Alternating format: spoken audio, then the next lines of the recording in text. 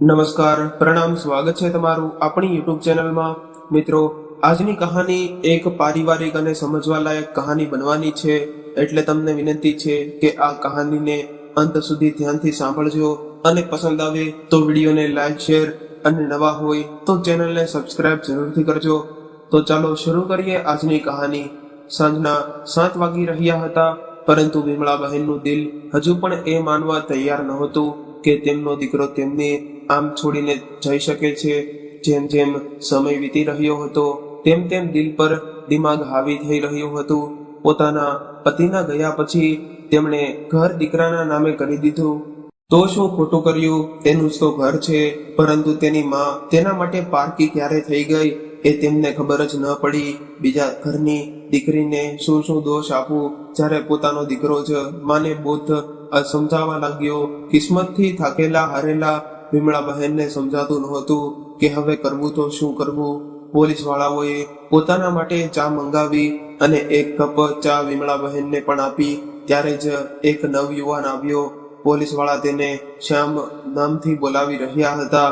આજ સુધી કોઈ દીકરો પોતાના માં કે બાપને છોડીને ગયો છે ખરો?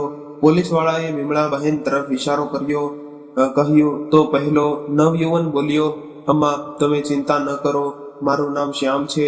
હું આશરે નામથી વૃદ્ધ લોકો માટે ઘર ચલાવી રહ્યો છું। તમે ત્યાં જઈ શકો છો। ધન્યવાદ બેટા, પરંતુ જ્યારે મારા દીકરાએ જ મને પારકી કરી દીધી તો હવે તારા પર બોજ બનાવવા નથી માંગતી। ગરડાઓએ ને બોજ સમજવા વાળાએ કેમ નથી વિચારતા કે તેઓ કોઈ અમરવેલ ખાઈને નથી આવ્યા? તેઓ પણ ક્યારેક ને ક્યારેક ગરડા થશે જ। અમ્મા, તમે મારા પર બોજ નથી। સરકાર તરફથી પણ મને મદદ મળે છે। તમે મારી સાથે ચાલો, તમારી ઉંમરના ઘણા મળશે। ત્યાંના બેટા, ગરડી જરૂર થઈ છું પણ લાચાર નથી। અમ્મા, તો પછી તમે જશો ક્યાં? જ્યાં મને મારા શ્યામ લઈ જશે। તો પોલીસ વાળાએ કહ્યું, અમ્મા, આમ તો અમે તમને જવા નહીં દઈએ। ઘરનું કે કોઈ સગાનું સરનામું હું બતાવી દો તો તમને ત્યાં છોડાવી દઈશું, નહીં તો પછી તમારે શ્યામ સાથે જ જવું પડશે।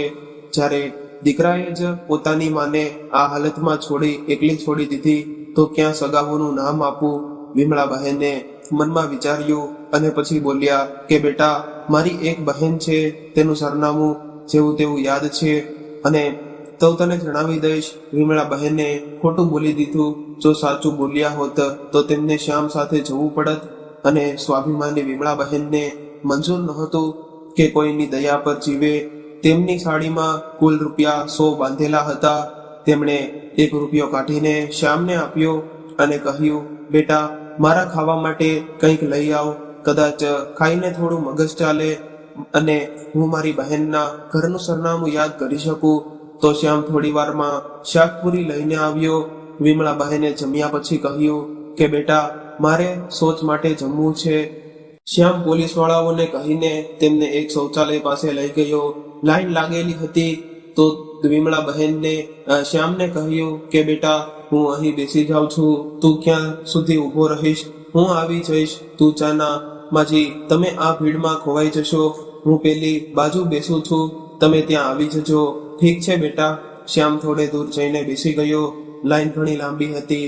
તે પોતાના મોબાઈલથી કોઈની સાથે વાતો કરવા લાગ્યો। અડધા કલાક પછી શ્યામ ત્યાં પહોંચ્યો, પરંતુ વિમળા બહેન ત્યાં ન હતા।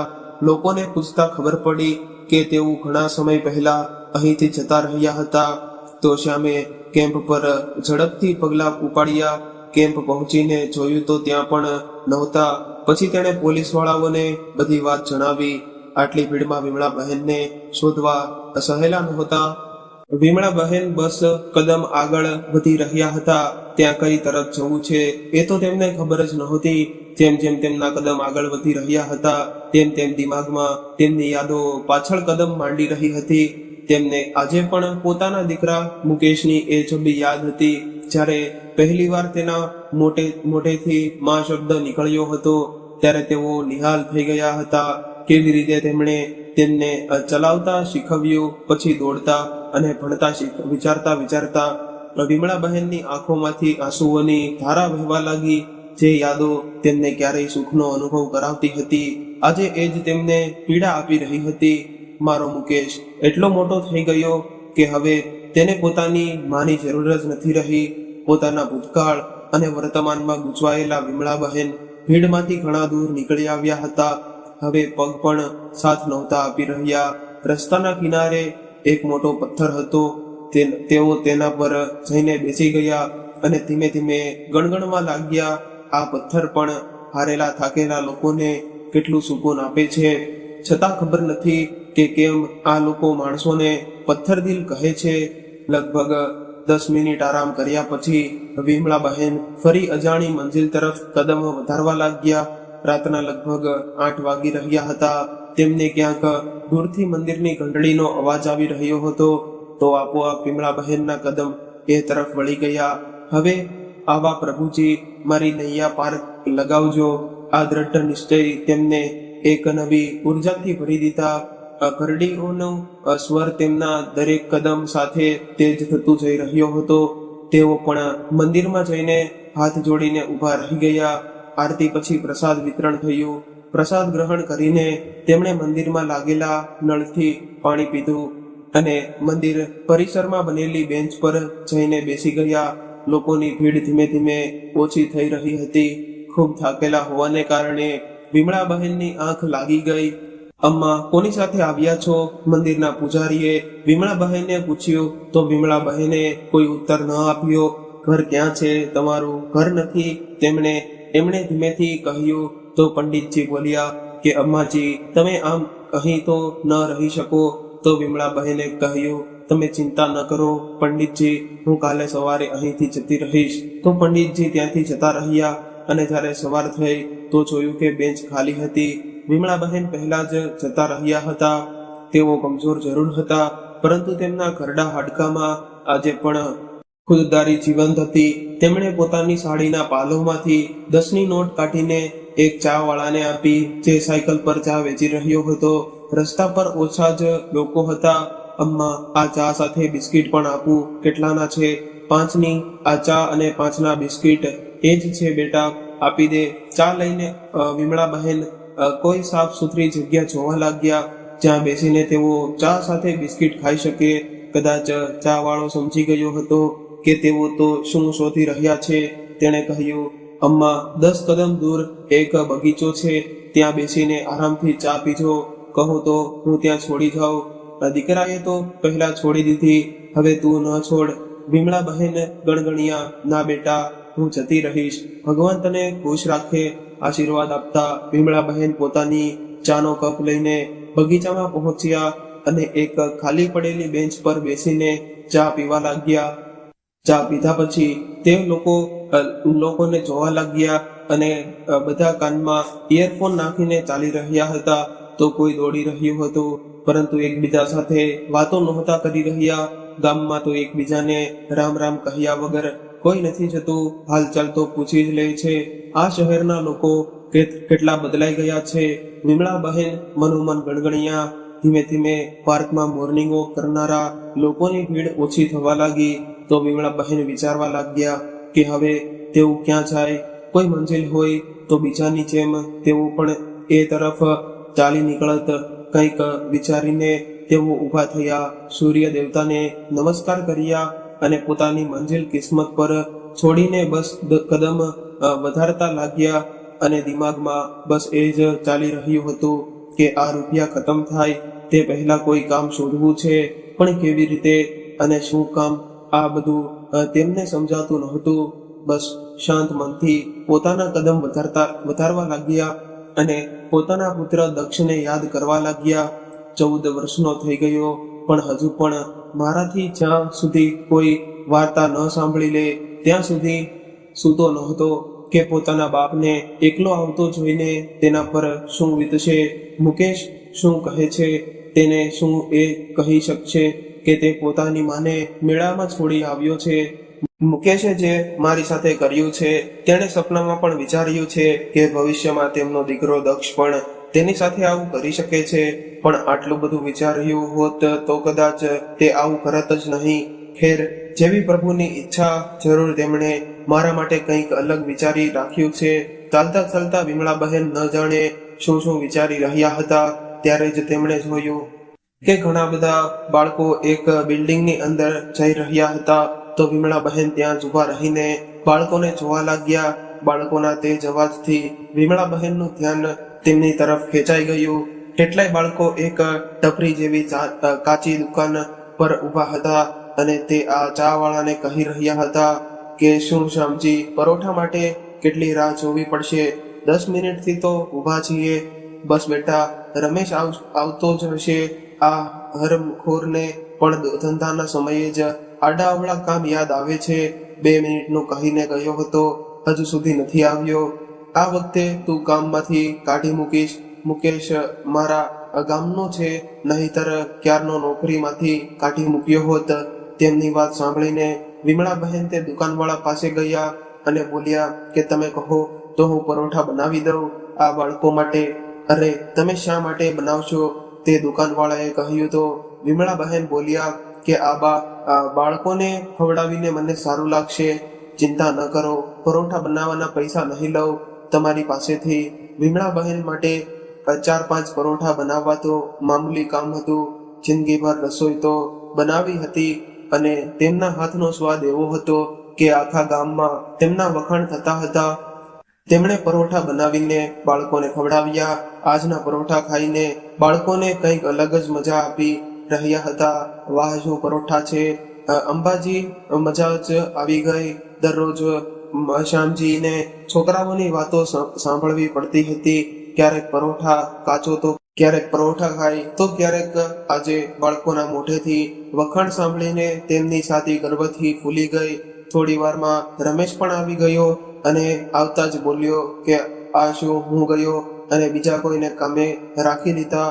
હા, તે બરાબર ન કર્યું. પૂરી વાત સાંભળ્યા વગર જ રમેશ ગુસ્સે થઈ ગયો. તો શ્યામજી ક્યાં ચૂપ રહેવાના હતા. તેમણે કહ્યું કે હા, રાખી લીધા. મારી દુકાન છે અને મારી મરજી, કે તું શું કરીશ? મારા ગામનો તો ન હોત તો તને ક્યારનો બહાર કાઢી મૂક્યો હોત. અરે કેમ લડી રહ્યા છો બેટા? કોઈએ તારી નોકરી નથી લીધી. હું જાઉં છું, તું કર તારી નોકરી. આટલું કહીને વિમળા બહેન જેવા જવા લાગ્યા તો શ્યામજીએ તેમને રોકતા કહ્યું કે અમ્મા, તમે કામ કરશો બેટા, કામ તો મને જોઈએ છે, પણ કોઈનું કામ છીનવીને નહીં. વિમળા બહેને કહ્યું તો શ્યામજી બોલ્યા કે કામના શું લેશો અમ્મા? તો વિમળા બહેન બોલ્યા એટલામાં સ્વાભિમાનથી જીવી શકું. તમારું ઘર ક્યાં છે? જ્યારથી ઘર છોડ્યું છે ત્યારથી હવે આખું સંસાર જ મારું ઘર છે બેટા. વિમળા બહેનની વાત સાંભળીને શ્યામજીને કહ્યું કે અમ્મા, તમે અહીં કામ કરો, રાત્રે અહીં જ સૂઈ શકો છો. ગાદલાની વ્યવસ્થા હું કરી દઈશ. મહિનાના 5,000 આપીશ. રહેવા ખાવાનું મફત. અને હા રમેશ, છેલ્લો મોકો આપી રહ્યો છું, તું અમ્માની મદદ કરીશ. પરોઠા તેઓ બનાવશે, શાકભાજી બજારમાંથી લાવવું, બાકીનો મસાલો બનાવવો અને લોટ બાંધવો તારી જવાબદારી છે. અને પરોઠા બનાવવા અમ્માનું કામ. સમજાઈ વાત? શ્યામજીની વાત સાંભળીને બે મનથી રમેશે હા પાડી દીધી, જાણે કોઈએ તેની પાસેથી તેની ગાદી છીનવી લીધી હોય. આજે અમ્માના પરોઠાના કદાચ કોલેજની અંદર વધુ પડતા વખાણ થઈ ગયા હતા. લેક્ચર પછી ઘણા છોકરાઓ પરોઠા ખાવા આવવા લાગ્યા. અમ્માએ જે કામ શરૂ કર્યું તો પછી બપોરે 3 વાગ્યે જ તેમને આરામ મળતો. જો આજે શ્યામજી બહુ ખુશ હતા. આખા દિવસની કમાણી થોડા જ કલાકોમાં નીકળી આવી. અમ્મા, હવે તમે પણ કંઈક ખાઈ લો. વિમળા બહેને થોડા બધું પરાઠા બનાવીને રમેશ અને શ્યામજીને પણ ખાવા આપ્યા અને પછી પોતે પણ જમવા બેઠા અને મનોમન ઈશ્વરનો આભાર માન્યો. તેમણે ક્યારેય વિચાર્યું પણ નહોતું કે તેઓ ક્યારેય પોતે પણ કમાશે. પોતાની કમાણીની રોટલી ખાવી કેટલું સુકૂન આપે છે એ આજે એમને સમજાઈ ગયું હતું. શ્યામજીએ સાંજે એક ગાડલાની વ્યવસ્થા કરી દીધી જેથી વિમળા બહેન દુકાનમાં સૂઈ શકે અને સાંજે 8 વાગ્યે શ્યામજીને રમેશ પોતાના ઘર માટે નીકળી ગયા. હવે વિમળા બહેન એકલા રહી ગયા. માણસ જ્યારે એકલો હોય છે ત્યારે તેને પોતાનાઓની યાદો પોતાની તરફ ખેંચી લે છે. વિમળા બહેન પણ એ યાદોમાં ખેંચાઈ રહ્યા હતા. કહેવાય પણ છે કે મૂળ કરતા વ્યાજ વધુ વહાલું હોય છે. તેમને પોતાના પુત્ર દક્ષની યાદ સતાવી રહી હતી. આજે એ સમય હતો જ્યારે તે વિમળા બહેનને કહેતો, આજે કોઈ નવી વાર્તા સંભળાવો ને, અને પોતાની સ્કૂલની આખા દિવસની દિનચર્યા જણાવતો. કોની સાથે ઝઘડો કર્યો, ક્યાં ટીચરે વખાણ કર્યા તો કોણે આજે ક્લાસની બહાર ઊભો રાખ્યો. વિમળાબહેન પોતાના પુત્ર દક્ષના ખાસ મિત્ર હતા, જેનાથી તે કંઈ છુપાવતો ન હતો.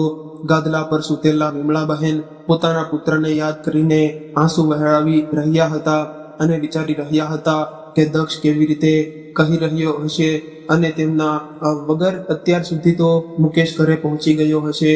શું કહ્યું હશે તેણે દક્ષ મને મેળામાંથી રમકડા લાવવાનું કહ્યું હતું, પણ ખબર નહીં હવે તેની આ ફરમાઈશ પૂરી કરી શકશે કે નહીં. વિચારતા વિચારતા રાતના લગભગ 2 વાગી ગયા.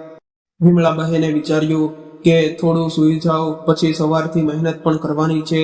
ઊંઘ પૂરી નહીં થાય તો કામ પણ બરાબર નહીં કરી શકું. પણ વિચારવાથી એ છે કે ઊંઘ આવી જાય તો શું કહેવું. ઊંઘ તેમની આંખોમાંથી ગાયબ થઈ ગઈ હતી, પણ તેમ છતાં વિમળાબહેન આંખો બંધ કરીને સૂઈ ગયા. સવારે 7 વાગ્યે જ્યારે રમેશ આવ્યો ત્યારે વિમળાબહેન જાગી ગયા હતા.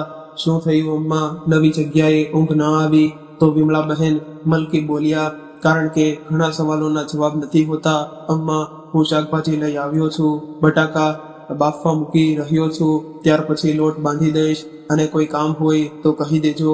શેઠને ફરિયાદ ન કરતા, બહુ કચકચ કરે છે. ના બેટા, હું શા માટે ફરિયાદ કરીશ, કહેતા વિમળાબહેને ઉઠીને 2 કપ ચા બનાવી. ચા પીતા પીતા રમેશે કહ્યું કે અમ્મા, એક વાત પૂછું, તમે અહીંના તો નથી લાગતા, ક્યાંથી આવ્યા છો? તમારા ઘર પરિવારમાં શું કોઈ નથી? ના, બધા છે બેટા. તો તમે અહીં કેમ છો? બસ પોતાનું અસ્તિત્વ શોધવા નીકળી છું. અમ્મા, તમારી વાતો કોઈ ઉખાણાથી ઓછી નથી. ચા બહુ સરસ બનાવી છે. ચા પીધા પછી બને જમવાની તૈયારી કરવા લાગ્યા. 9 વાગ્યાથી બાળકોની દુકાન પર ચહલ પહલ શરૂ થઈ ગઈ. કાલવાળા બાળકો કેટલાય બીજા નવા બાળકો સાથે પાછા આવ્યા હતા. અમ્મા, કાલ જેવા જ મજેદાર 2 બટાકાના પરોઠા બનાવી દો. તો વિમળાબહેન વધુ પ્રેમથી બાળકો માટે પરોઠા બનાવવા લાગ્યા, જેમ ઘરમાં આવેલા કોઈ મહેમાન માટે બનાવે. આ કામના રૂપમાં વિમળાબહેને જીવવાનો સહારો મળી ગયો હતો અને આ બાળકોના હાસ્ય અને કલબલાટમાં તેઓ પોતાનું દુઃખ ભૂલી જતા. ધીમે ધીમે વિમળાબહેન તે બાળકોને તેમના નામથી ઓળખવા લાગ્યા. સિગરેટ પીતા બાળકોને હવે વિમળાબહેન મોટા અધિકારથી ટોકતા હતા, પણ બાળકો હવે વિમળાબહેનનો ઘણો આદર કરવા લાગ્યા હતા. એટલે સિગરેટ કે બીજે પીતા પછી જ પરોઠા ખાવા આવતા. શ્યામજી પણ પોતાના વધતા વેચાણથી ખુશ હતા. દરરોજ વિમળાબહેનને કંઈક નવું શીખવા મળતું, પરંતુ દરેક રાત હજુ પણ બરાબર એવી જ હતી. વિમળાબહેન જેવા એકલા પડતા મોહના તાતણા તેમને ફરી પોતાની તરફ ખેંચવા લાગતા. તેમનું અશીકું રોજ આંસુઓથી ભીંજાઈ જતું. હવે આ એમની દિનચર્યાનો ભાગ હતો. પોતાની આ જ યાદોના સહારે તેઓ પોતાના પરિવાર સાથે જોડાયેલા હતા. ઘણા મહિના વીતી ગયા હતા. શ્યામજીનો ધંધો ઝડપથી તરક્કી કરી રહ્યો હતો, પરંતુ નફાના હિસ્સાને તેઓ વહેંચવા તૈયાર નહોતા, જેનાથી રમેશ અવારનવાર ઉકળેલો રહેતો. અમ્મા, તમે બોલતા કેમ નથી? કામ વધી ગયું છે અને શેઠ પગાર વધારવા તૈયાર નથી. પહેલા કહેતા હતા કે આવક નથી થતી, પૈસા શું ખાક વધારું, અને હવે જ્યારે કામ સારું ચાલી રહ્યું છે તો પણ પૈસા આપવા તૈયાર નથી. બેટા, મને આજે 6 મહિના થયા છે અને જેટલું મળી રહ્યું છે તે પણ બચી જાય છે. હું શું બોલું? આજે તારા માટે વાત કરી જોઉં છું, વિમળાબહેને કહ્યું. રમેશે વિમળાબહેનનું બેંકમાં ખાતું ખોલાવી દીધું હતું અને વિમળાબહેન પોતાના પૈસા જમા કરાવવા માટે તેને રમેશને આપતા હતા.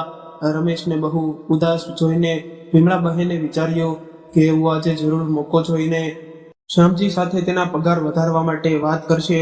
શ્યામજી હવે દુકાન પર ઓછા બેસતા હતા, કારણ કે વિમળાબહેન પર પૂરો ભરોસો હતો. સાંજે 7 વાગ્યાની આસપાસ તેઓ આવતા અને દિવસભરની કમાણી માનતી બીજા દિવસનો સામાન લાવવા માટે રમેશને પૈસા આપતા અને નીકળી જતા. આજે નિયત સમયે જ શ્યામજી આવી ગયા તો વિમળાબહેને તેમના માટે ચા બનાવી અને પછી બોલ્યા કે બેટા, રમેશ દિવસભર બહુ મહેનત કરે છે. મારી સાથે તેનું કામ પણ વધી ગયું છે, તેનો પગાર વધારી દો. શું રે અમ્મા? અમ્માના પણ કાન ભંભરાવા લાગે છે. અમ્મા, તમે વચમાં ન પડો. આજકાલ શાકભાજી કેટલી મોંઘી થઈ ગઈ છે અને નફો પણ એટલો નથી. આગળ જોઈશ. અને રમેશને કાલની શાકભાજી લાવવા માટે પૈસા આપીને શ્યામજી નીકળી ગયા. વિમળા બહેનને લાગ્યું હતું કદાચ તેમના કહેવાથી તે તેનો પગાર વધારી દેશે. બિચારો 2 વર્ષથી એ જ પગાર પર કામ કરી રહ્યો છે, પરંતુ કદાચ પૈસા મળતા માણસ વધુ લોભી થઈ જાય છે. જોયું અમ્મા, 1 નંબરનો લાલચો માણસ છે. આ બધા પૈસા બસ પોતે જ રાખવા માંગે છે. ગામમાં માં છે, પત્ની છે, 2 બાળકો છે. 7,000માં શું થાય? બહુ મુશ્કેલીથી મહિનાના અંતે થોડા રૂપિયા બચાવીને ઘરે મોકલી શકું છું. આ વખતે તો અમ્મા બીમાર પડી ગયા છે, તો ખર્ચો વધુ થઈ ગયો. ગામ જવા માટે ભાડાના પૈસા કાઢવા પણ મુશ્કેલ થઈ રહ્યા છે. વિચારું છું કે બીજા 2 મહિના પછી જાઓ. બેટા, પૈસા જોઈએ તો મારી પાસેથી લઈ લે, બેંકમાં નકામા પડ્યા છે. વિમળા બહેને કહ્યું કે રમેશ બોલ્યો, ના અમ્મા, તમારી પાસેથી પૈસા લેવા અલગ વાત છે અને હકનો પૈસો અલગ છે. 2 વર્ષથી એ જ પગારમાં કામ કરું છું. હવે અહીં મન નથી લાગતું. બેટા, ધીરજ રાખ, આગળ સારું થશે. અમ્મા, કેમ આપણે બંને મળીને નવો ધંધો શરૂ ન કરીએ? મહેનત તો આપણે બંને જ કરીએ ને નફો આ ખાય છે, અને ત્યારે મહેનત પણ આપણી હશે અને નફો પણ આપણો હશે. બેટા, મુશ્કેલીમાં શ્યામજીએ મને સહારો આપ્યો, અને આમ સારું ન લાગે. એકવાર ફરી મોકો જોઈએ કે તારા માટે વાત કરી લઈશ. ઠીક છે માં, ચાલો હવે હું જાઉં છું, પછી કાલે આવીશ. અમે તો નોકર માણસ છીએ. જુઓ ક્યાં સુધી ભગવાનના શેઠની ચાકરી કરાવે છે. થોડા દિવસો વધુ વીતી ગયા. હવે રમેશ કામે તો આવતો, પણ તેનું કામમાં મન નહોતું લાગતું. વિમળા બહેન તેનો ઉદાસ ચહેરો જોઈને દુઃખી થઈ જતા. આ દરમિયાન તે ઘણીવાર શ્યામજીને તેનો પગાર વધારવાની ભલામણ કરી ચૂક્યા હતા, પણ જાણે તેમના કાન પર જૂ પણ નહોતી સરકતી. વિમળા બહેન પોતાનું કામ એ જ ઉત્સાહથી કરી રહ્યા હતા. બાળકોને સારું ભોજન બનાવીને ખવડાવવું તેમને બહુ ગમતું હતું. અમ્મા, એક કોબીનું પરાઠું હજી બનાવી દો ને, થોડું કડક શેકજો, ગૌરવે કહ્યું. તો વિમળા બહેને હસીને કહ્યું કે હા, મને ખબર છે તને કડક અને નીરજને મુલાયમ પરોઠા ગમે છે. પરોઠા બનાવતા વિમળા બહેનની નજર પાસે ઉભેલા એક છોકરા પર પડી. તેની ઉંમર લગભગ 15 વર્ષે હશે અને દેખાવમાં ગરીબ ઘરનો છોકરો લાગી રહ્યો હતો. પરોઠાની ઉડતી સુગંધ તેના ખાલી પેટમાં કદાચ વધુ તીવ્ર ઈચ્છા જગવી રહી હતી. તે લાલચોયેલી નજરથી ત્યાં જ જોઈ રહ્યો હતો. વિમળા બહેને તેને પોતાની પાસે બોલાવ્યો અને કહ્યું કે પરોઠા ખાઈશ. તેણે હામાં માથું હલાવ્યું અને ધીમેથી કહ્યું, પૈસા નથી. કાંઈ વાંધો નહીં બેટા, ત્યાં બેસ, હું તને આપું છું. પિન્ટુ અને નીરજનો પરોઠો બનાવ્યા પછી વિમળા બહેને તે છોકરા માટે પરોઠું બનાવી દીધું. તે છોકરો કદાચ બહુ ભૂખ્યો હતો. તેણે ગરમ પરોઠું જ મોંમાં મૂકી દીધું અને તેનું મોં બળી ગયું. બેટા, આરામથી ખાઈ લે, પાણી પી લે, બીજું પરોઠું બનાવી દઉં છું. તેણે ફરી એકવાર હામાં માથું હલાવ્યું અને પરોઠું ખાતો જોઈ વિમળા બહેને પોતાના પુત્ર દક્ષની યાદ આવી ગઈ. આટલો મોટો થઈ ગયો છતાં ઘણીવાર જીદ કરતો, મને આજે તારા હાથે ખવડાવ. વિમળા બહેનની યાદોમાં ખોવાયેલા જતા કે શ્યામજીનો અવાજ તેમના કાને પડ્યો. અને પરોઠાના પૈસા આપ્યા છે કે નથી આપ્યા? કેમ, શું થયું? હું આટલી મહેનતથી કમાઉં છું.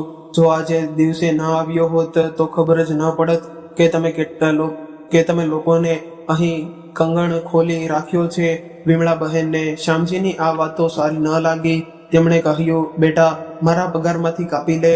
સારું, જોઈ લીધું તો પગારમાંથી કાપી લેજે. ના જોયું હોત તો મારા પૈસા આમ જ લૂંટાવતી હોત. આજે શ્યામજીની વાત સાંભળીને વિમળા બહેનને અનુભવાઈ રહ્યું હતું કે નોકરીમાં કેટલી મજબૂરી હોય છે. ખોટા ન હોવા છતાં પણ સાંભળવું પડે છે. શ્યામજી કંઈક બીજું બોલે તે પહેલા જ રમેશ બોલી પડ્યો કે સરખી રીતે વાત કરો, એ તમારાથી ઉંમરમાં ઘણા મોટા છે. શ્યામજીએ પોતાની દુકાનમાં નોકરી કરવાની આ વાત કઈ રીતે સહન થાય તે તેના પર ગુસ્સે થઈ ગયો. માહોલ જોઈને તે છોકરો અડધો પરોઠું છોડીને જ ક્યાંક ચાલ્યો ગયો. વિમળા બહેનને બહુ દુઃખ થતું અને ત્યાં બેઠેલા છોકરાઓ પણ હવે આ લડાઈમાં સામેલ થઈ ગયા હતા. અમ્માએ કોઈ ઊંચા અવાજે બોલે એ તેમને ક્યાં સહન થતું હતું. આટલા અવાજોમાં વિમળા બહેનનો અવાજ કોણ સાંભળતું હતું? થોડીવાર પછી રમેશ અને વિમળા બહેન રસ્તા પર બેઠા હતા. શ્યામજીએ બંનેને કામમાંથી કાઢી મૂક્યા હતા. કોલેજના કેટલાય છોકરાઓ પણ તેમની પાસે જ ઊભા હતા. અમ્મા, તમે પરેશાન ન થાઓ બેટા, મને મારી નહીં રમેશની ચિંતા છે. હું તો એકલી છું. તેમાં કામથી તેના આખા પરિવારનું પેટ ભરાય છે. અમ્મા, તમે મારી ચિંતા ન કરો. હું તો આમ પણ કંટાળી ગયો હતો. આની સાથે કામ કરતા કરતા પરોઠાનો જ ધંધો કરીશું અને અહીં જ કરીશું. જોઈએ છીએ શું કરે છે. આ અને આનાથી વધારે કમાઈને બતાવીશું. એક ચૂલો અને ટેબલનો જ ઇંતજામ કરવાનો છે, કરી લઈશું. કંઈ ને કંઈક જુગાડ. ઠીક છે બેટા, તું ઈચ્છે તો પણ આ જ હતો તો પોતાનું કામ શરૂ કરે. જે થાય છે તે સારા માટે થાય છે. આજે રાત્રે ક્યાં જશો અમ્મા? ગૌરવે પૂછ્યું. જ્યારે અમારા ભગવાન મને લઈ જશે. અમ્મા, તમે મારી સાથે ચાલશો. આપણે બંને મળીને કામ શરૂ કરીશું. તો તમે એકલા કઈ રીતે રહી શકો છો? રમેશે કહ્યું. તો વિમળા બહેન મજબૂર થઈને રમેશ સાથે ચાલી નીકળ્યા. રૂમ પર પહોંચતા જ રમેશે કહ્યું કે આવો અમ્મા, અમારા ગરીબ ખાનામાં તમારું સ્વાગત છે. બેટા, મારા માટે તો આ કોઈ મહેલથી ઓછું નથી. અમ્મા, બેસવા અને સુવા માટે આ છે જે છે બહુ સારું છે બેટા. ગાદલું એટલું મોટું તો નહોતું કે જેના પર બે લોકો સૂઈ શકે. એટલે વિમળા બહેન બેસે તે પહેલા રમેશે ગાદલા નીચેથી ચટાઈ કાઢી. અમ્મા, તમે ગાદલા પર સૂઈ જજો, હું ચટાઈ પર સૂઈ જઈશ. બેટા, માને ઊંઘ ત્યારે જ આવે છે જ્યારે મા પોતાના બાળકને શાંતિથી સૂતો જુએ છે. વિમળા બહેને કહ્યું કે હું તો રમેશ ઉદાસ થઈ ગયો. બેટા, આ મુશ્કેલ સમય પણ પસાર થઈ જશે. હા અમ્મા, માની દુઆઓમાં બહુ તાકાત હોય છે. સારું કહો, શું ખાશો? આગળનો ભાગ ઘરમાં શું રાખ્યું છે? બેટા, શાક તો નથી અમ્મા, હું બહારથી લઈ આવું છું. બેટા, દાળ ચોખા છે તો ખીચડી બનાવી આપું? હા અમ્મા, એ તો મળી જશે. અને રમેશે 2 ડબ્બા કાઢીને અમ્મા સામે મૂકી દીધા અને નીચે ગયો. થોડી વાર પછી પાછો આવ્યો તો તેના હાથમાં એક ચાદર હતી. અમ્મા, આ મારા માટે એક જ ચાદર હતી એટલે બીજી લેવા ગયો હતો. વિમળા બહેન વિચારી રહ્યા હતા કે આની સાથે મારો કોઈ સંબંધ તો નથી, છતાં મારા માટે આટલું કરી રહ્યો છે. સાચું છે કે ઘણીવાર લોહીના સંબંધો કરતા પ્રેમના સંબંધો વધુ ગાઢ બની જાય છે. ખીચડી ખાતા ખાતા બંને વાતો કરવા લાગ્યા. અમ્મા, હું જમીને બહાર જાઉં છું અને કાલ માટે એક ચૂલો અને ટેબલનો ઇંતજામ કરી લઉં છું. કાલથી જ આપણે કામ શરૂ કરી દઈશું. ઠીક છે બેટા, મારું એટીએમ કાર્ડ લઈ જજે. જેટલા પૈસાની જરૂર હોય કાઢી લેજે. ના અમ્મા, અત્યારે છે મારી પાસે, જ્યારે જરૂર પડશે ત્યારે કહીશ. એમ પણ અમ્મા, મારી રાહ ન જોતા સૂઈ જજો. કદાચ મને મોડું થઈ જાય. અને તે રૂમની બહાર નીકળી ગયો. લગભગ 10:30 વાગ્યે રમેશ રૂમમાં દાખલ થયો. તેના હાથમાં એક જૂનું ગાદલું હતું. અમ્મા કોઈ વિચારમાં ડૂબેલા હતા. ગાદલું જમીન પર પછાડતા રમેશે પૂછ્યું, અરે અમ્મા, તમે હજુ સુધી સૂતા નથી? બેટા, આ રૂમની સ્ટોપર બહુ ઊંચી છે એટલે લગાવી ન શકી અને પછી રૂમ ખુલ્લો છોડીને કઈ રીતે સૂઈ જાઓ? અરે અમ્મા, અહીં રૂમમાં લેવા જેવું છે જ શું? અને જે આ સામાન પણ ચોરી જશે તો એ વિચારીને સંતોષ કરી લઈશ કે તેની હાલત મારાથી પણ વધારે ખરાબ હશે. જૂના કપડાં અને થોડા ગણ્યા ગાંઠિયા વાસણનો છે. તો વિમળા બહેને હસીને કહ્યું કે સારું. એ કહે, ચાલો ઇંતજામ થઈ ગયો ને? કે હા અમ્મા, ટેબલ અને ચૂલો બંનેનો જુગાડ થઈ ગયો છે. અમ્મા, હું સવારે ઘરેથી વહેલો નીકળી જઈશ. તમે સવારે 10:30 વાગ્યા સુધીમાં યુનિવર્સિટી પાસે આવી જજો. ત્યાંથી શરૂ કરીશું આપણો નવો ધંધો. બહાર શ્યામજીની દુકાન સામે જે લીમડાનું ઝાડ છે તેની નીચે. બેટા, હું ત્યાં સુધી કઈ રીતે પહોંચીશ? વિમળા બહેને કહ્યું. તો રમેશ બોલ્યો કે અમ્મા, રૂમમાંથી નીકળીને ડાબી બાજુ જજો. 2-3 દુકાનો છોડીને ઓટો ઊભી હશે, તેને કહેજો કે યુનિવર્સિટી ઉતારી દે. જ્યારે ઓટોમાં સવારી પૂરી થઈ જશે ત્યારે તે ₹10 તમને કોલેજ પાસે ઉતારી દેશે. અને છૂટા પૈસા દાળના ડબ્બામાં રાખ્યા છે, ત્યાંથી લઈ લેજો. સારું બેટા, હવે સૂઈ જા. કાલે સવારે વહેલા ઉઠવાનું પણ છે. હા અમ્મા, કહેતા રમેશ ગાદલા પર સૂઈ ગયો અને 2 મિનિટમાં જ નસકોરા બોલાવા લાગ્યો. બેફિકરાઈથી તેને સૂતો જોઈ વિમળા બહેનને સારું લાગ્યું. તે મનોમન ઈશ્વરને તેના માટે પ્રાર્થના કરવા લાગ્યા કે તેના નવા ધંધામાં તેને સફળતા મળે. ભૂતકાળ અને વર્તમાનમાં ખોવાયેલા વિમળા બહેન પણ ક્યારે સૂઈ ગયા તેને ખબર જ ન પડી. જ્યારે ઊંઘ ઉડી ત્યારે જોયું કે રમેશ રૂમમાં નહોતો. નિયત સમયે વિમળા બહેન યુનિવર્સિટી પહોંચી ગયા. લીમડાના ઝાડ નીચે રમેશે પોતાની દુકાન સજાવી હતી અને તે કામમાં વ્યસ્ત હતો. નવી શરૂઆત વિમળા બહેનને જોઈને બોલ્યો કે અરે અમ્મા, તમે આવી ગયા. બસ તમારો જ ઇંતજાર થઈ રહ્યો હતો. પરોઠાનો મસાલો તૈયાર કરી દીધો છે. છોકરાઓ ઘણીવાર પૂછી ગયા છે કે હવે આવતા જ હશે. મેં તેમને કહી દીધું હતું પહેલા પરોઠું તો અમ્મા ના હાથોથી જ બનશે. શ્યામજીની દુકાન સામે બંધ પડી હતી. વિમળા બહેન તે તરફ જોવા લાગ્યા. 6 મહિના તે દુકાનમાં તેમણે વિતાવ્યા હતા. તેમને બંધ દુકાન જોઈને સારું નહોતું લાગી રહ્યું. ત્યારે જ તેમને જોઈને કોલેજના છોકરાઓ આવી ગયા. પિન્ટુએ કહ્યું કે અમ્મા, તમારા પરોઠાનો ઇંતજાર થઈ રહ્યો હતો. હવે બસ જલ્દી ખવડાવી દો, બહુ ભૂખ લાગી છે. ઠીક છે બેટા, હમણાં બનાવું છું.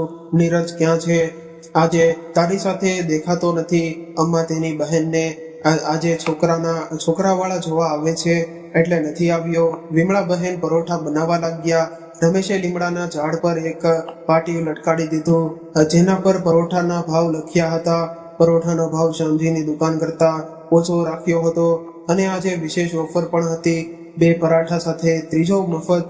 અને રમેશ પરોઠા બનાવવામાં વિમળા બહેનની મદદ કરવા લાગ્યો. વિશેષ ઓફરનો લાભ લેવા માટે આજે કંઈક વધુ ભીડ જામી ગઈ હતી. અમ્માના હાથ સતત ચાલી રહ્યા હતા અને રમેશના પણ. બંનેએ સવારથી કંઈ ખાધું નહોતું, પરંતુ દુકાન સારી રીતે ચાલી જોઈ બંને પોતાની ભૂખ તરસ ભૂલી ગયા હતા. 12 વાગ્યાની આસપાસ તેમને થોડી રાહત મળી. અમ્મા, ચાલો હવે તમે બેસો, હું પરોઠા બનાવું છું. થોડી વારમાં જમવા માટે ફરીથી ભીડ લાગવા માંડશે, રમેશે કહ્યું. તો વિમળા બહેન બેસી ગયા. તે પણ થાકી ગયા હતા. રમેશે પરાઠા બનાવીને તેમને આપ્યા અને પછી બંને મળીને પરાઠા ખાવા લાગ્યા. આજે રમેશે કઈ ખાધા વગર રોજ કરતા વધુ મહેનત કરી હતી, છતાં તેના ચહેરા પર ખુશી હતી. વિમળા બહેને મનમાં વિચાર્યું કે આજ ફક્ત ફરક હોય છે જ્યારે આપણે કોઈની નોકરી કરીએ છીએ અને જ્યારે પોતાનું કામ કરીએ છીએ. લગભગ 1 કલાક પછી રમેશની દુકાન પર ફરીથી ભીડ જમા થઈ ગઈ. ત્યાં જ ભાડેજીની દુકાન ખાલી પડી હતી અને છૂટાછવાયા લોકો ત્યાં ચા અને સિગરેટ પી રહ્યા હતા. ત્યારે જ ભાડેજી અને રમેશની નજરો ટકરાઈ. આ વખતે રમેશની આંખોમાં જીતની ખુશી હતી. જ્યારે શ્યામજી પોતાની આહારથી તલ પાપડ થઈ રહ્યા હતા. જીવતા માટે તેમણે પરોઠા ભાવ અડધા કરી દીધા અને કેટલાય લોકો આ ઓફરનો લાભ લેવા પણ પહોંચ્યા. પરંતુ જેમણે અંબાજીના હાથના બનેલા સ્વાદિષ્ટ પરોઠા ખાતા હતા તેમને આ ક્યાં પસંદ આવવાના હતા. અને શ્યામજીનો આ દાવ પણ નિષ્ફળ ગયો. કામ કરતા કરતા ક્યારેય સાંજ થઈ ગઈ તેમને ખબર જ ન પડી. ચાલો અમ્મા, હવે ઘરે નીકળીએ. રમેશ પોતાની દુકાનનો બધો સામાન સમેટવા લાગ્યો અને પછી વિમળા બહેનને લઈને ઘરે નીકળી ગયો. ઘરે પહોંચતા જ સૌથી પહેલા તેમણે બધા રૂપિયા કાઢીને ગણવાનું શરૂ કર્યું. આમાં જાણો છો આજે કેટલી કમાણી થઈ છે? 2000 રૂપિયા. તો 500 સામાનના પણ કાઢી નાખીએ તો એક દિવસની કમાણી કુલ 1500 રૂપિયા થઈ ગઈ છે. વિમળા બહેન રમેશની ખુશીથી ખૂબ ખુશ હતા અને મનોમન ઈશ્વરનો આભાર માન્યો. ફરી મુશ્કેલી બીજા દિવસે અમ્મા અને રમેશ દુકાન પર જવા માટે નીકળ્યા. યુનિવર્સિટી પહોંચ્યા તો જોયું કે તેમનું ટેબલ તૂટેલું પડ્યું હતું. દુકાનના નામે એક ટેબલ તો હતું. રમેશ પાસે તેને તૂટેલું જોઈને તેને એવું લાગ્યું કે જાણે કોઈએ તેનું સપનું જ તોડી નાખ્યું હોય. આજે શ્યામજીની દુકાન વહેલી ખુલી ગઈ હતી અને સ્મિત આજે તેમના હોઠ પર હતું. રમેશ નિરાશ થઈને ત્યાં જ જમીન પર બેસી ગયો. તો વિમળા બહેને તેના ખભા પર હાથ મૂક્યો અને કહ્યું કે શું થયું બેટા, કામ શરૂ નથી કરવું? અમ્મા, તમે જોતા નથી કે ટેબલ તૂટેલું પડ્યું છે?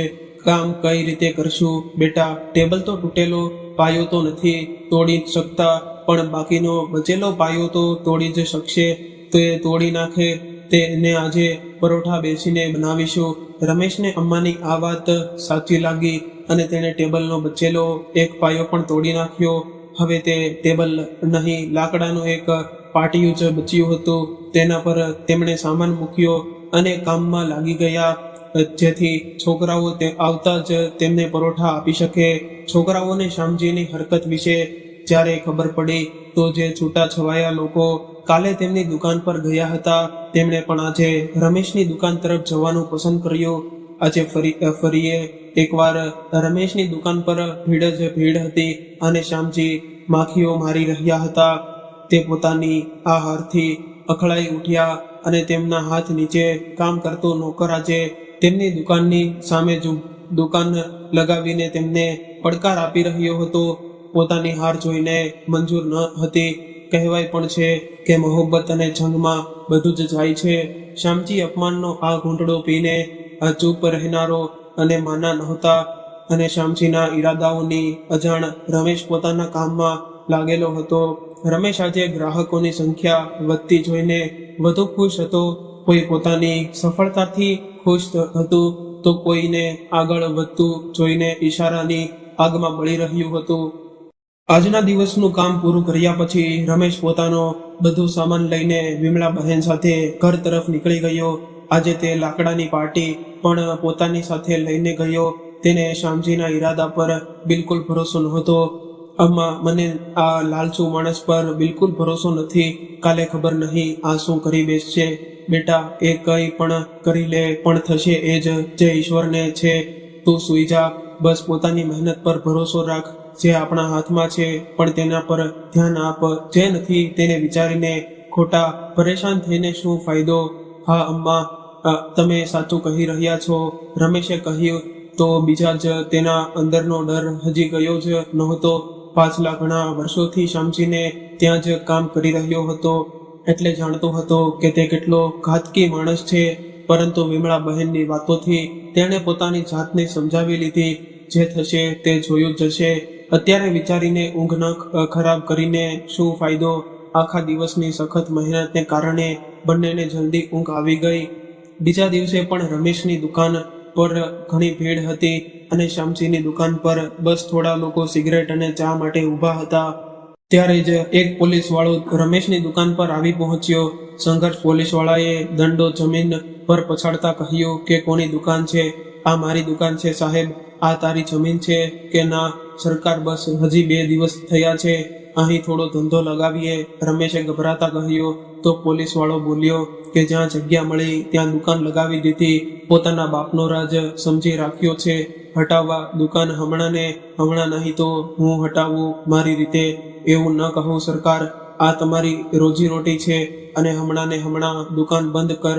પોલીસ વાળાએ રમેશ અને વિમળા બહેનની એક ન સાંભળી અને પોતાના દંડાથી તેમનો બધો સામાન પાટિયા પરથી જમીન પર પાડી દીધો અને બોલ્યો કે આજે સામાન ફેંક્યો છે, કાલે ફરી દેખાયો તો તને ફેંકી દઈશ, સમજ્યો? એટલું કહીને પોલીસ વાળો રસ્તાની બીજી તરફ શ્યામજીની દુકાન પર જઈને સિગરેટ પીવા લાગ્યો. બધો સામાન રસ્તા પર પડ્યો, ધૂળ ખાઈ રહ્યો હતો.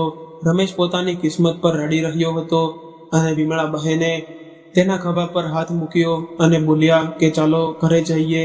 કહીને વિમળા બહેન રસ્તા પર પડેલા બટાકા ઉઠાવવા લાગ્યા. તેમની મદદ માટે કોલેજના કેટલાય છોકરાઓ પણ આવી ગયા. વિમળા બહેને કોલેજના છોકરાઓને કહ્યું કે બેટા, એક ટેમ્પોનો ઇંતજામ કરી દે.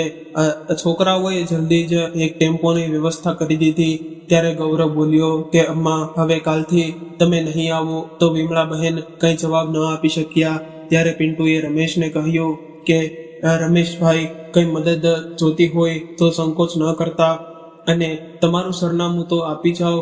રમેશે પોતાનું સરનામું જણાવ્યું અને ચૂપચાપ ઓટોમાં બેસી ગયો. રૂમ પર પહોંચીને રમેશ ગાદલા પર સૂઈ ગયો તો વિમળા બહેને પૂછ્યું કે ચા બનાવું કે બેટા? ના અમ્મા. વિમળા બહેને જતા 2 કપ ચા બનાવી અને 1 કપ લઈને તે આવ્યો. ના અમ્મા, નહીં પી શકું હું. આંસુઓના રૂપમાં એનું દર્દ બહાર આવી ગયું. બેટા, હિંમત ન હાર. આટલી હિંમત લાવવું ક્યાંથી? એમાં સાચું તો કરે છે ચોર લૂંટારાઓ ઈમાનદારીથી. લોકો પૈસા ક્યાં કમાવા દે છે. કોઈનું શું જઈ રહ્યું હતું.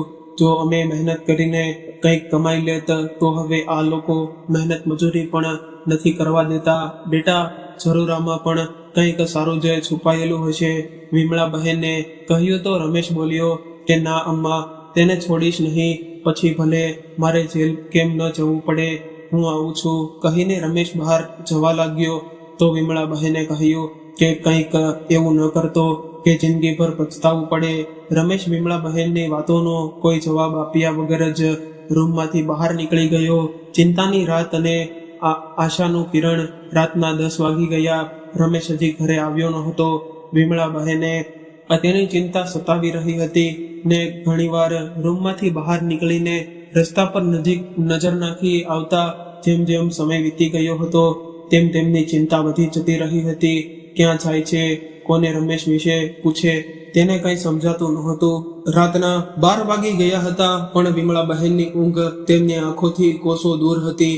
લગભગ 12:30 વાગે રમેશ લથડાતો રૂમમાં દાખલ થયો. વિમળા બહેન જાગી રહ્યા હતા, પણ તેમણે એવું દર્શાવ્યું કે જાણે તે સૂઈ ગયા હોય. રમેશ નશામાં ધૂત હતો.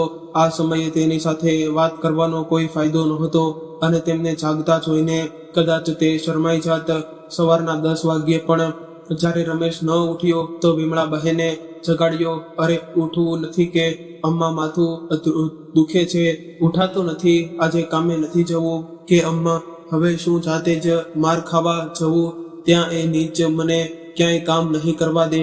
આમ વિચારીને તે પહેલેથી જરા હારી મને માની લીધે અને મતલબ કે પોતાના દુશ્મનને પોતાનાથી વધુ તાકાતવર સમજીને ઘૂંટણ ટેકવી લીધા. તો શું કરીએ?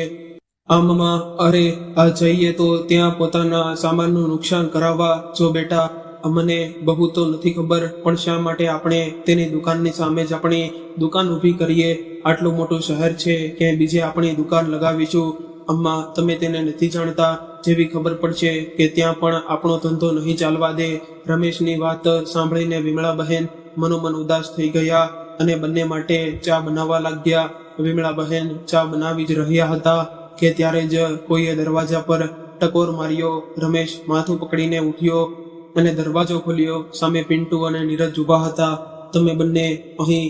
અમ્મા, રામ રામ. છોકરાઓને જોઈને વિમળા બહેન હસી પડ્યા. આવો છોકરાઓ, એકદમ સાચા સમય આવ્યા છો. ચા બનાવીને તૈયાર છે.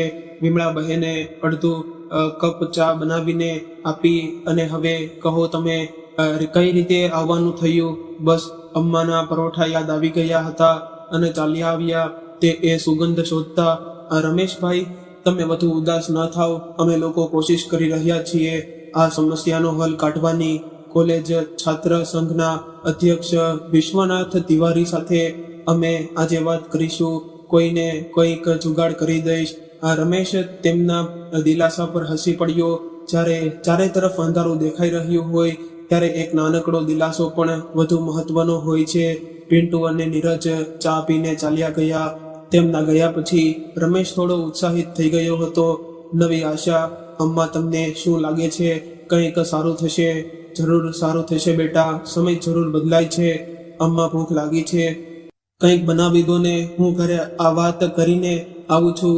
બહુ દિવસથી વાત નથી કરી, મન સારું નહોતું તો વાત શું કરું. હા બેટા, જાઓ, બધાને મારા આશીર્વાદ આપજે. રમેશ હસીને રૂમમાંથી બહાર નીકળી ગયો. વિમળા બહેન રસોઈ બનાવવામાં લાગી ગયા અને વિચારવા લાગ્યા કે મનની ગતિ પણ કેટલી હોય. ઉદાસ હતો તો ચા પીવાનું પણ મન ન હતું અને કંઈક સારું થવાની આશા જાગતા જ ભૂખ પણ લાગી ગઈ. ભૂખ, તરસ બધું આપણા મનની ગતિ પર નિર્ભિત હોય છે. અમ્માનું મન પણ તેમને ભૂતકાળમાં લઈ ગયું. હવે તો મને ઘર છોડીએ લાંબો સમય થઈ ગયો. શું આ દરમિયાન મુકેશને ક્યારે મારી યાદ નહીં આવી હશે? શું તે મને શોધવા અલ્હાબાદ આવ્યો હશે? દક્ષ હજી પણ મને યાદ કરતો હશે કે ભૂલી ગયો હશે? કેટલા બધા સવાલ હતા વિમળા બહેનના મનમાં, પણ જવાબ એકનો પણ નહોતો. આજે ફરી એકવાર વિમળા બહેનની આંખોમાં ભીનાશ કરી રહી હતી. આગળથી રમેશે અવાજ આપ્યો કે જુઓ અમ્મા, હું શું લાવ્યો છે મારો બેટો દક્ષ પોતાની અમ્મા માટે. આ દક્ષ કોણ છે? અમ્મા. રમેશે વિમળા બહેનની આંખોમાં આંસુ જોયા તો બોલ્યો કે શું થયું અમ્મા, તમે રડો છો કેમ? અરે ક્યાં રડો છું બેટા, હું થોડી વાર પહેલા ડુંગળી કાપી રહી હતી તો કદાચ તેમણે આંખો ભીની કરી ગઈ હશે. ના અમ્મા, તમારે કહેવું પડશે. હંમેશા ટાળી દો છો. કોણ છે આ દક્ષ જેના નામથી મને બોલાવવા માટે મારો પુત્ર છે, બહુ વહાલો અમ્મા, તમારું મારું ઘર પરિવાર છે, તો તમે અહીં કેમ છો? બેટા, જો બધા સવાલોના જવાબ હોત તો હું અહીં થોડી હોત. હું તો હવે એક સૂકા પાંદડા જેવી છું, જ્યાં હવા મને વાળી લઈ જાય છે, વહી જાઉં છું. આ જેવી પ્રભુની ઈચ્છા. ચાલ હવે તું જમી લે, નહીતર ઠંડુ થઈ જશે. હા અમ્મા, તમે જમવાનું લગાવો, હું હમણાં હાથ ધોઈને આવ્યો. જમતા જમતા વિમળા બહેને પૂછ્યું કે ઘરમાં બધા કેમ છે? બધા ઠીક છે અમ્મા, બસ પૈસાના કારણે છોકરાનું ભણતર ન અટકે. જલ્દી કંઈક થઈ જાય તો સારું થશે. બેટા ચિંતા ન કર. બંને વાતો કરી રહ્યા હતા કે કોઈએ દરવાજા પર ટકોરા માર્યા. રમેશે દરવાજો ખોલ્યો તો ફરીથી ત્યાં જ પિન્ટુ અને નીરજ ઊભા હતા. તેમની સાથે એક છોકરો બીજો હતો. ગળામાં તેના મફલર નાખેલું હતું અને ચહેરા પર કાળા ચશ્મા. આ છે અમારા છાત્ર યુવા સંઘના અધ્યક્ષ દીપક શર્મા. ગૌરવે રૂમની અંદર પગ મૂકતા કહ્યું કે ત્યારે દીપક શર્મા બોલ્યા કે અમ્મા, ઓળખ્યો મને? તે દિવસે તમે મને સિગરેટ પીવા માટે રોક્યો હતો અને મારી પાસે છૂટા પૈસા નહોતા, તો પણ પરોઠું ખવડાવીને તમે કહ્યું હતું પછી આપી દેજે. વિમળા બહેને હસીને કહ્યું કે હા, યાદ છે બેટા. સમાધાન અને નવી શરૂઆત. તો પહેલા તો અમ્મા આ ₹10 લો અને ઉધારી પૂરી કરો. બેટા ચા બનાવું કે ના અમ્મા? હવે તો તમારા હાથના મૂળાના પરોઠા ખાવા છે, એ પણ કોલેજની સામે જોઈને. એ કોણ માયનો લાલ તમારી દુકાન હટાવે છે? પણ બેટા એ પોલીસ વાળો. અરે ટેન્શન કેમ લો છો અમ્મા? મારા જીજાજી થાણા ઇન્ચાર્જ છે. કોઈની હિંમત નહીં થાય તમને કંઈ કહેવાની. તમે કાલથી તમારી દુકાન લગાવવાનું શરૂ કરો. કોઈ તકલીફ હોય તો મને ફોન કરી લેજો. મારો નંબર નોટ કરી લો. તો રમેશે તેના નંબર લઈ લીધા. ચાલો અમ્મા, હવે હું જાઉં છું, દીપક શર્માએ કહ્યું. તો પિન્ટુ અને નીરજ ખોણા તેની સાથે ચાલી નીકળ્યા. તેના ગયા પછી રમેશ ખુશીથી ઝૂમી ઉઠ્યો. અમ્મા ચાલો, તમે તૈયાર થઈ જાઓ. આજે જ શિવશંકર ભગવાનના દર્શન કરીને આવીએ છીએ. રાત સુધીમાં આવી જઈશું અને કાલથી ધંધાની નવી શરૂઆત કરી દઈશું. ઠીક છે બેટા, કહીને વિમળા બહેન જલ્દીથી તૈયાર થયા અને થોડી વાર પછી બંને મંદિર માટે નીકળી ગયા. પાછા આવતા આવતા તેમને રાતના 11 વાગી ગયા. જલ્દીથી આવીને સૂઈ ગયા, કારણ કે સવારે વહેલા ઉઠવાનું હતું. 8 વાગ્યે જ્યારે વિમળા બહેનની આંખ ખુલી તો રમેશ બજાર જવાની તૈયારી કરી રહ્યો હતો. અમ્મા, હું નીકળી રહ્યો છું, તમે 1 કલાક પછી આવી જજો. તમારા માટે ચા બનાવીને રાખી છે. અરે પૈસા ચોખાના ડબ્બામાં રાખ્યા છે, યાદ છે ને? હા બેટા યાદ છે. તને અડધો કલાક રોકાવો તો સામે ચાલીને. ના અમ્મા, હજી શાક માર્કેટમાં ઘણા બટેકા મરચા વધુ લેવાનું છે, તો મને સમય લાગશે. તો 10:30 વાગ્યા સુધીમાં યુનિવર્સિટી પહોંચી જજો. હું ત્યાં જ મળીશ તમને. ઠીક છે બેટા. રમેશ રૂમમાંથી બહાર નીકળી ગયો તો વિમળા બહેન પણ જલ્દીથી તૈયાર થઈને યુનિવર્સિટી પહોંચી ગયા. બંને મળીને પોતાની દુકાન સજાવી. વિમળા બહેનના ચહેરા પહોંચતા પહેલા જ રમેશે બટાકા બાફીને રાખી દીધા હતા. વિમળા બહેનને જોતા જ છોકરાઓની ભીડ લાગી ગઈ. શ્યામજી આજે દુકાન પર નહોતા. તેમને અંદાજો જ નહોતો કે રમેશ ફરીથી દુકાન લગાવવાની હિંમત કરશે, પણ કદાચ તેમના નોકરે તેમને ફોન કરી બધી જાણકારી આપી દીધી હશે. થોડી જ વારમાં શ્યામજી પણ પોતાની દુકાન પર ઊભા હતા અને સામેનું દ્રશ્ય જોઈને તેમના ચહેરા પર જે ભાવ આવી રહ્યા હતા તેને જોઈને કોઈ પણ કહી શકતું હતું કે તેમના મગજમાં શું ચાલી રહ્યું છે. અને પોતાના નોકરને જોરથી ધમકાવતા બોલ્યા કે કેટલી ગંદકી છે, ગમે તેટલી સફાઈ રાખું, ગંદકી તો આવી જાય છે. રમેશ સમજી ગયો હતો કે જોર જોરથી કોને વાતો સંભળાવવામાં આવી રહી છે, પણ તે પોતાના ધંધામાં એટલો વ્યસ્ત હતો કે જવાબ આપવો તેને ઠીક ન લાગ્યો. શ્યામજી વધુ અકળાઈ ઉઠ્યો. તેણે કોઈને ફોન લગાવ્યો. આ તરફ આ બધાની અજાણ અમ્મા અને રમેશ છોકરાઓને તેમના પસંદના પરોઠા ખવડાવી રહ્યા હતા. ત્યારે રમેશની નજર સામેથી આવતા એક જ પોલીસવાળા પર પડી, જેણે તેને બધો સામાન પહેલા પાડી દીધો હતો. તેને પોતાની જ દુકાન તરફ આવતો જોઈ તેના હાથ પગ ફૂલાવા લાગ્યા. રમેશે ધીમેથી કહ્યું કે અમ્મા, સ્ટવ બંધ કરી દો. વિમળા બહેને તેનો કાંપતો અવાજ સાંભળ્યો તો ઉપર માથું ઉચકીને જોયું તો સામેથી પોલીસવાળો પૂરા રોપમાં પોતાની દંડો હલાવતો આવી રહ્યો હતો. તને પ્રેમથી સમજાવ્યો અહીં દુકાન ન લગાવવી તો સમજ ન આવી કે કોઈએ સાચું જ કહ્યું છે કે લાતો કે ભૂત બાતો સે નહીં માનતે સાહેબ. એ તો હું હવે મારી સામે જવાબ પણ ચલાવીશ. અને પોલીસ વાળો રમેશ પર હાથ ઉપાડવાનો જ હતો ત્યારે જ કોઈક પાછળથી તેના ખભા પર હાથ મૂક્યો. કોણ છે બે કહેતા પોલીસ વાળાએ પાછળ વળીને જોયું. અરે મહેશભાઈ, તમે બહુ દિવસે દેખાયા, ક્યાંક બહાર ગયા હતા કે? હા, બહારથી ગંદકી સાફ કરવા ગયો હતો, હવે પાછો આવી ગયો છું અહીંથી સફાઈ કરવા. અને એક વાત યાદ રાખજે, આ અમારો માણસ છે, આજ પછી એને કંઈ કહેતા પહેલા મારી સાથે વાત કરજે. તો પોલીસ વાળો હાથ છોડતો ચૂપચાપ ત્યાંથી નીકળી ગયો. મહેશભાઈએ રમેશના ખભા પર હાથ રાખતા કહ્યું કે હવે કોઈ તને પરેશાન નહીં કરે, આરામથી કામ કર. કોશિશ કરી રહ્યો છું કે યુનિવર્સિટીની અંદર જ તને કોન્ટ્રાક્ટ અપાવી દઉં. ખેર, અત્યારે તો તું અહીં પોતાનું કામ ચાલુ રાખ.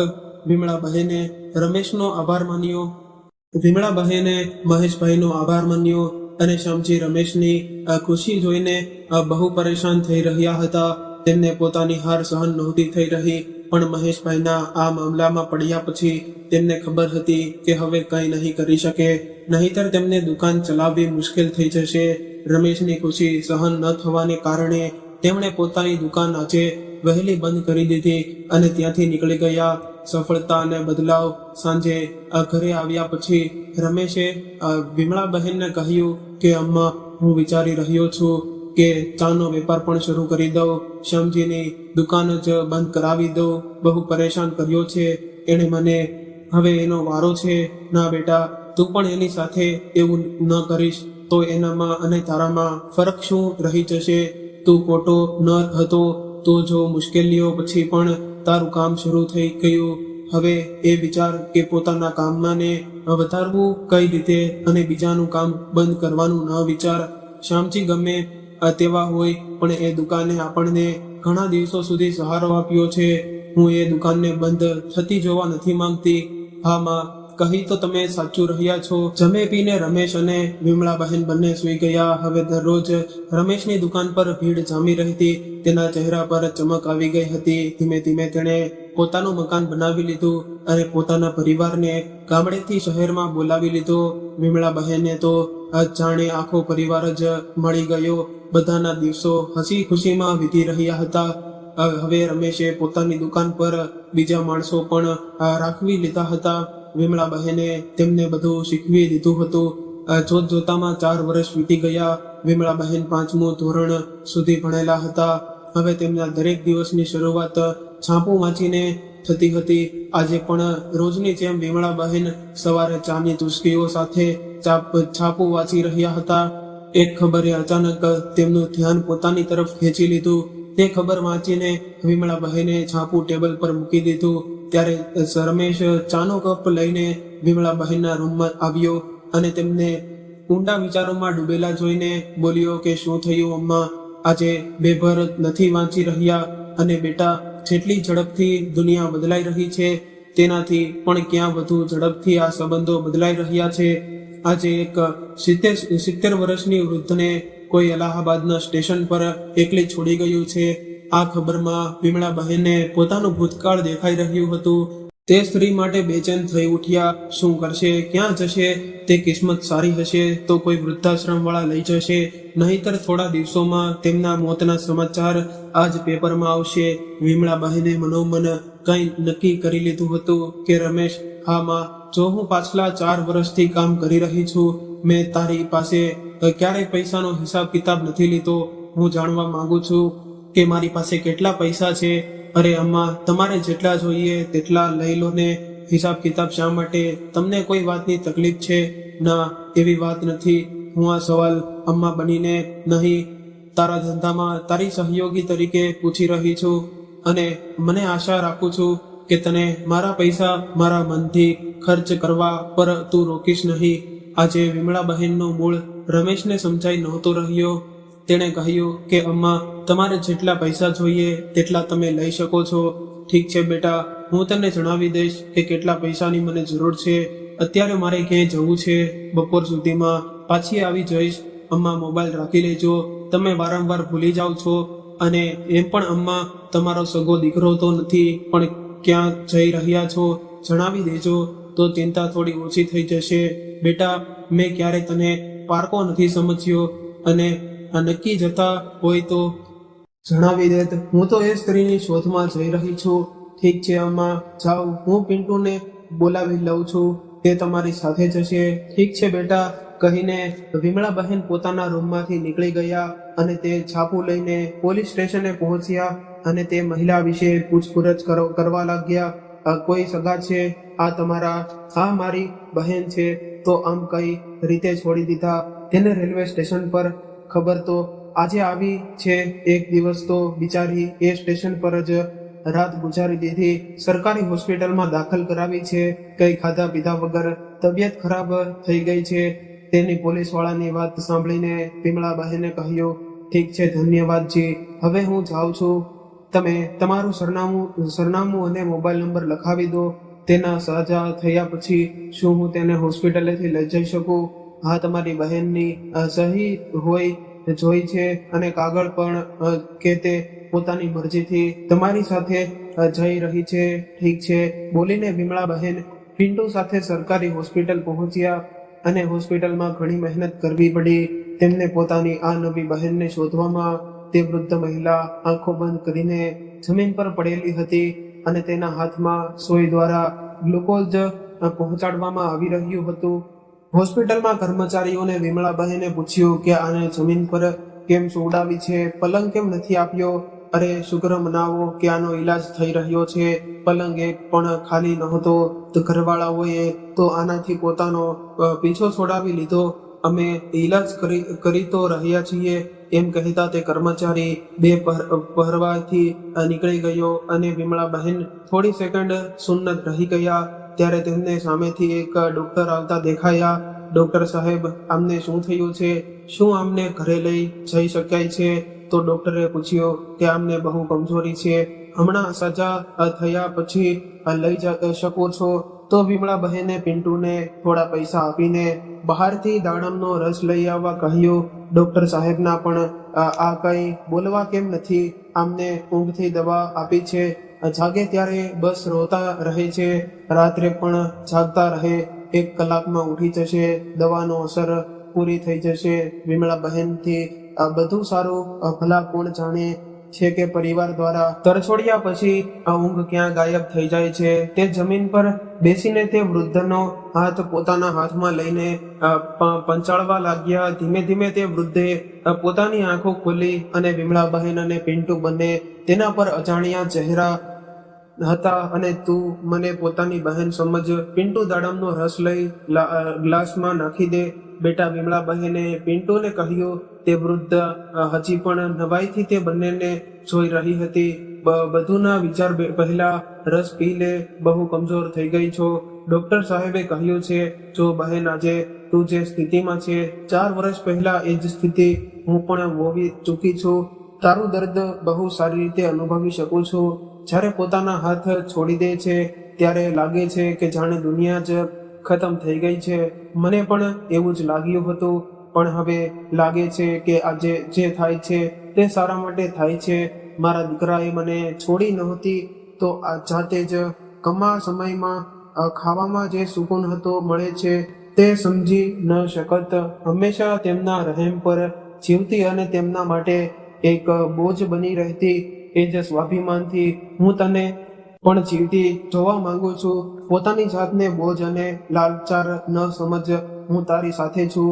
તે વૃદ્ધા રડતા રડતા બોલી. પણ જીવવું કોના માટે? જીવવાની ઈચ્છા પણ ખતમ થઈ ગઈ છે. પોતાના માટે જીવન એવું જ જીવ છે જ્યાં સુધી જીવિત હો અને શાંતિ જીવ, કોઈના મોહતાજ અને લાચાર બનીને નહીં. આ ઉંમરમાં હું શું કરીશ? અને ઘણું બધું કરી શકીશ, પણ પહેલા પોતાની તબિયત સંભાળ. બહુ કમજોર થઈ ગઈ છો. પોતાની આ બહેન સાથે રહેવું પસંદ કરે છે, વિમળાબહેને કહ્યું. તો તે વૃદ્ધા બોલી, પણ તું મારી મદદ શા માટે કરવા માંગે છે? તું તારી નહીં પોતાની મદદ કરી રહી છું, કારણ કે તારામાં હું પોતાની જાતને જોઉં છું. લો અમ્મા, આ ફળ કપાવીને લઈ આવ્યો છું.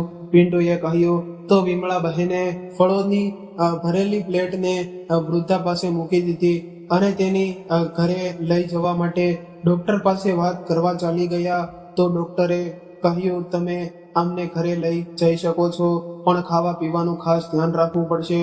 થોડી દવાઓ છે. તેમને સામે રસ ખવડાવ્યો. વિમળા બહેને હોસ્પિટલની બધી ઔપચારિકતાઓ પૂરી કરી અને પછી તેમને લઈને પોલીસ સ્ટેશન ગયા અને ત્યાં તે વૃદ્ધને પોલીસના આપેલા એક કાગળ પર સહી કરવા કહ્યું. મને લખતા નથી આવડતું. ઠીક છે, અંગૂઠો લગાવી દો. પછી વિમળા બહેન તેમને લઈને ઘર તરફ નીકળી ગયા. ઘરે પહોંચીને વિમળા બહેને ઘરનો તો દરવાજો ખખડાવ્યો. રમેશે દરવાજો ખોલ્યો. વિમળા બહેન સાથે તે વૃદ્ધને જોઈને કઈ ન બોલ્યો, બસ હસી દીધો. ત્યારે વિમળા બહેને કહ્યું કે આ મારો દીકરો છે, જેમ તું હવે મારી બહેન છો. આ અવાજો સાંભળીને પણ રમેશની પત્ની રૂમમાંથી બહાર ન નીકળી અને વિમળા બહેન તેને પોતાના રૂમમાં લઈ ગયા અને પલંગ પર સુવડાવી દીધા. પછી પોતાના રૂમમાંથી નીકળીને વિમળા બહેન રમેશના રૂમમાં તરફ જઈ રહ્યા હતા. તે ક્યારેક તેને બહુનો ઊંચો અવાજ સંભળાયો. આ ઘર છે કે ધર્મશાળા? જે કોઈને પણ અહીં લાવીને પટકી દીધા. મેં પહેલા તમારી માની સેવા કરી, પછી તમારા ધંધાને કારણે અમ્માનું ધ્યાન રાખવું પડ્યું. હવે તે કોઈ બીજાને અહીં લઈ આવ્યા છે. ન ઓળખાણ ન જાણ. કાલે કોઈ બીજાને ઉઠાવી લાવશે. જુઓ, મારાથી આ બધું નહીં થાય. ઘરને ઘર જ રહેવા દો અને અમ્માને કહી નથી શકતા તો મને ગામડે મોકલી દો. દિવસ રાત બધાની ઈમાનદારી નથી કરી શકાતી. હું વહુની વાત સાંભળીને વિમળા બહેને પોતાના પગલા પાછા ખેંચી લીધા અને જાતે જ રસોડામાં ચા બનાવવા ચાલી ગયા. 2 કપ ચા લઈને પહેલા રમેશના રૂમમાં ગયા. લે બહુ, આજે તારા હાથની ચા પી. અમ્મા, આની શું જરૂર હતી? અરે બેટા, મારી બહેન માટે ચા બનાવી રહી છું તો વિચાર્યું કે તમારા લોકો માટે પણ બનાવી દઉં. બેટા, હું વિચારી રહી છું કે એક અલગ ઘર લઈ લઉં. હવે મારી બહેન પણ આવી ગઈ છે. રમેશ સમજી ગયો હતો કે અમ્માએ તેમની વાતો સાંભળી લીધી છે, પણ અમ્મા રમેશ કંઈ બોલવાનો જ હતો કે ત્યારે તેમની પત્નીએ તેને કોણી મારીને વિમળા બહેન બોલ્યા કે બેટા, આજે હું ઉંમરના 2 જબડા ઉપર છું. ત્યાં હવે બસ મારી એક જ ઈચ્છા બચી છે કે કોઈને પણ વૃદ્ધાવસ્થામાં દરની ઠોકરો ખાતા ન જોઈ શકું. તે ખરાબ સમયમાં જેમ તે મારી મદદ કરી, હું પણ કોઈની મદદ કરવા માંગુ છું. આમાં મેં તમારી નહીં, તમે મારી મદદ કરી છે કે મેં તમારી પાસે ક્યારેય પગાર નથી માંગ્યો. તમે એને બહુને મને માનું પૂરું સન્માન આપ્યું, પણ હવે મને થોડા પૈસાની જરૂર છે બેટા, જેથી એ ઘર ભાડેથી લઈ શકું અને મારી બહેનને લઈને ત્યાં ચાલી જાઉં. વિમળા બહેને કહ્યું તો રમેશ ઉદાસ થઈ બોલ્યો કે ઠીક છે અમ્મા, હું કોશિશ કરું છું. જલ્દીથી જલ્દી કોઈ મકાન શોધી લઉં. વિમળા બહેને તેના માથા પર પ્રેમથી હાથ ફેરવ્યો અને રૂમમાંથી નીકળી ગયા. પછી રસોડામાં જઈને પોતાની બહેન માટે ચા લીધી અને પોતાના રૂમ તરફ આગળ વધ્યા. 1-2 દિવસમાં રમેશે વિમળા બહેન માટે એક નવું ઘર જોઈ લીધું અને તે પોતાની બહેન સાથે ત્યાં રહેવા ચાલ્યા ગયા. જ્યારે રમેશ તેમને ભાડાના ઘરમાં છોડીને આવ્યો અને જવા લાગ્યો ત્યારે તેની આંખો ભરાઈ આવી. તેણે વિમળા બહેનને પગે લાગી કહ્યું કે અમ્મા, માફ કરી દેજો. મને ક્યારેક મજબૂરીમાં ઘરની શાંતિ માટે કેટલાય પગલાં લેવા પડે છે. કોઈ પણ જરૂર હોય તો મને કોલ કરી દેજો. મેં ઘરનું ભાડું આપી દીધું છે. તમારા બેંક એકાઉન્ટમાં રૂપિયા 2 લાખ નાખી દીધા છે. હવે દર મહિને તમારા ખાતામાં પૈસા નાખતો રહીશ. બેટા, પોતાના દિલ પર કોઈ બોજ બિલકુલ ન રાખતો કે તે કંઈક ખોટું કર્યું છે. તે બહુ ખોટી નથી. તેનું બહુ બિલકુલ ઠીક છે. હવે મને ઘરની નહીં, ખરેખર એક સહારાની જરૂર છે, જ્યાં લોકો પોતાના જીવંત સંધ્યામાં આશરો પામી શકે. હવે અમારો આ જ ઉદ્દેશ છે કે બહુ અને બાળકોને મારા આશીર્વાદ આપજે અને જ્યારે સમય મળે ત્યારે બાળકોને મારી સાથે મળાવતો રહેજે. રમેશ ચાલ્યો ગયો. વિમળા બહેન જે વૃદ્ધ સ્ત્રીને પોતાની સાથે લાવ્યા હતા તેનું નામ વિમળા હતું અને સારું ખાવા પીવાની તેમની કમજોરી હવે ધીમે ધીમે ખતમ થઈ રહી હતી. વિમળા બહેને મળીને તેમને એક વાતનો સંતોષ થયો કે તે એકલી નથી જેની સાથે તેના બાળકોએ આવું કર્યું. પહેલા તેને લાગ્યું હતું કે તેમની પરવરિશમાં કોઈ ખામી છે, પણ લાગે છે કે હવે સમય બદલાઈ રહ્યો છે. જે માણસ જૂની નકામી વસ્તુઓને પોતાના ઘરમાં નથી રાખવા માંગતો, તેમ એ દિવસ